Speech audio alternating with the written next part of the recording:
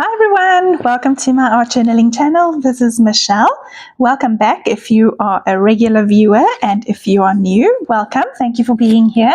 I do hope you enjoy this process video. I wanted to show you how I combined different paper elements to make a completely new object. So oftentimes when we look at our stash of things, sometimes we can get a little bit stuck with the fact that they are one thing, but there's always a way to change them into something else. If you get my meaning, you will by the end of this. So I grabbed out this mandala shape, but in the end of this video, it's not going to be a mandala. I actually am creating a little dream catcher. I started off with Marlene's paint. I used Heaven, Heaven with a touch of lavender, I think. I wanted to create like a periwinkle blue kind of feel. Don't think I quite got it. Maybe next time I need to add a little bit more pink to that mixture. I don't know. I will keep trying to play with it because I really love periwinkle blue, but obviously Marlene doesn't have that in her range. The Heaven is quite close to it, but yeah, it's always nice to combine colors and make new ones. I also used a little bit of Breeze, and I've just, as you can see, I popped my paint down into 3 sections, and then the Breeze I went into 3 sections, and now I'm just layering over the top of it with a stencil to hide the joins that are there. So first off, I went through the stencil like a normal stencil, like you would normally with your not paintbrush, your sponge. And then later I did the little bit of reductive stenciling. So I start in the purple section and I work my way out a little bit over the green just to hide those joins. And now I'm going in with my favorite way of making marks, and that is just to put my paintbrush into some paint and then smush that brush onto the page, and it makes this beautiful pattern. And this brush is actually one of my newer ones, and I really, really like the shape that it makes. So I think I'll be devastated once I've killed it, because I actually can't remember where I got it from. But hopefully I'll find a nice replacement for it. So I had a look at my colors on my background, and I had a look at the colors of the mandala and the feathers that I took out, and they weren't quite coordinating, so they felt quite disjointed to me. So what I decided to do is to add a little bit of pink. So I used Marlene's Ballet paint. I smeared some onto my craft mat, and then I pushed that gibberish stamp set into the pink paint, and I plopped that again in 3 sections, so just over the mark makings that I've got there. And I felt a little bit better about that. And then I'm doing the same with a little bit of black. Initially, I wasn't going to put black in there, but then I thought, oh, you know what, every page needs a little bit of black. I know that I will be adding black details to the mandala and the feathers, so I might as well go in with black and get it over and done with. Then I felt that the background was maybe a little bit too bold, and I really wanted that mandala to stand up from the background, and that's quite a bright mandala, so I'm adding a little bit of white mark making as well, and I felt like that pushed the background back just a touch, just to give that mandala space to shine. Okay, so I grabbed out a couple of feathers and a couple of circly elements from Marlene's Paper Elements book. These are all from the big one, the newer one that we got in January. And I'm just placing them around, so the circly bits will kind of be like beads coming down, and then obviously the feathers at the end. At this stage, I wasn't quite sure if this was going to work. I wasn't sure about the color of my background, so that's why I outlined that one feather with a little bit of black alcohol ink marker just to see if I put black around, if it's going to work. And I felt like, okay, it'll be fine. So I grabbed out some string and I'm just popping it under the mandala, and then I'm gluing my little, let's call them beads, over the top of that string to hold it in place. And then the feather will also be glued over the top of it. They did need a little bit of pushing down, a little bit of pressure, just because obviously it has the string going right through the center of it. So I didn't obviously glue down flat. So I just needed to give them a little bit of time for that glue to set. And I'm just going to repeat that process. I think in the center one, I did try to loop the string around the feather to try and make a bow around it. Probably the cleverer way would have been to make a bow around it off the page before I even cut the string. So it didn't work, but it doesn't matter. It came out fine in the end. I really like the page in the end. I thought it was a fun little experiment to do. And you'll see me just going back and forth, pushing those beads down, making sure that they are sticking nicely and not going to lift.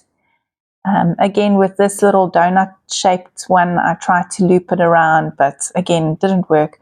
So I just glued right over the top of that string.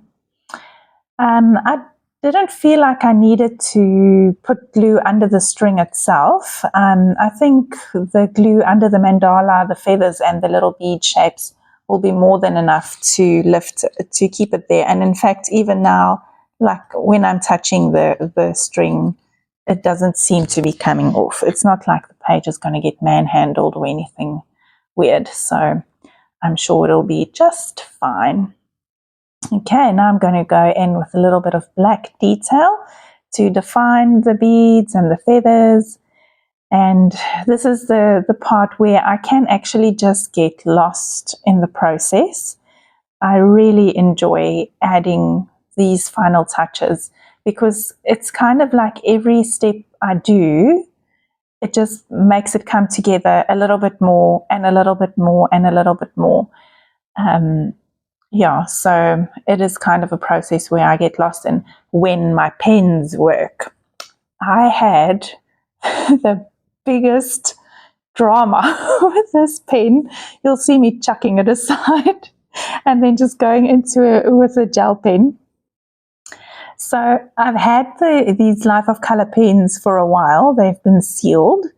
And I suspect from not being used, and you don't know how long it's been lying in the shop, obviously the nib and that just got a little bit dry. So after I did the process, I actually took the whole pen apart.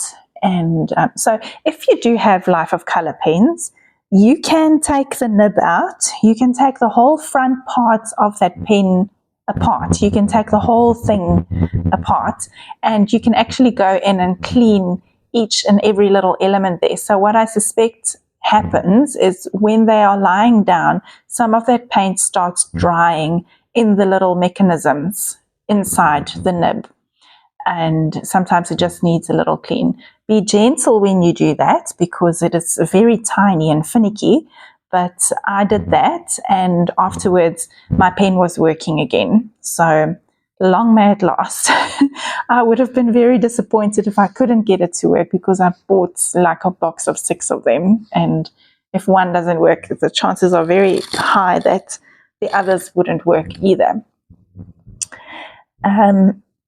Okay, so when I was done adding those details, I'm going in with some shadowing. I did start with my Stabilo All Pencil, but I couldn't really get the darkness that I wanted from it. I wanted the shadow to be quite dramatic. So I'm just smearing some of my paint pen onto my mat, and I'm using a wet paintbrush just to go around just the right side. I know I just did the left side there, but I did water it down quite a bit, so it's not as dark. So I just wanted to do the right side, and then the left side I'm going to go in with a little bit of white as well. But first I thought this mandala is not sticking out from the background enough, so I gave it a thicker line around it, and then I'm going in with a thinner pen as well, just to break that thick chunky line up a bit more. And now I'm going in with more shadowing because I just couldn't get the darkness. I wanted that first layer to dry so I could go in with a second layer and just get it dark enough. If you do not have this matte from Marlene yet, I can highly recommend it. It is incredible. It's heat resistant. Anything wipes off of it. It's really, really lovely. I've mounted mine on top of a project board, a white project board, and I just taped it down with some pink tape, pink naturally. And it's really nice. I think it's worth the money spent on it. I think it will last for years and years to come. So to add the lightness on the side, on the left side of all of my elements, I've just used my paint pen, white paint pen. I did a little smear of it and then I smush it or blend it in with my finger, just a touch. And that makes that line less like a line and more just like a little bit of brightness next to those elements. And then I'm going to look for a quote, and I found one that says, "I catch dreams and dreams catch me." And I thought that was perfect since this is a dream catcher. And right at the end, I'm going to go in with my new sparkly paints from Marlene, which I love. And I'm going to just add some sparkle to some of my dots and circles that I have there. I really, really love this diamond one. It is so shiny, and even the gold one, I used the gold one as well, and it is so shiny. And these paints stick like glue. I'm assuming they are glue because how else would this work? They are definitely glue. But you'll see this little mark that I did on my hand. I actually took a few days for it to come off my hand. I actually had to scrub really hard, and then my hand got a little bit sore, so I left it for the next day. So they stick really, really well. Then I'm fighting with my glossy accents, and once I've got that open, I'm just going to add a little bit of gloss to just some of the beads because my glossy accents are finished. That's it for the page. Thank you so much for watching. Let me know if you have combined multiple elements before to make a new creation. I think it is a really fun way to use up your supplies and not get stuck with the same thing over and over again. All right, I will leave you here and I will chat to you again very soon.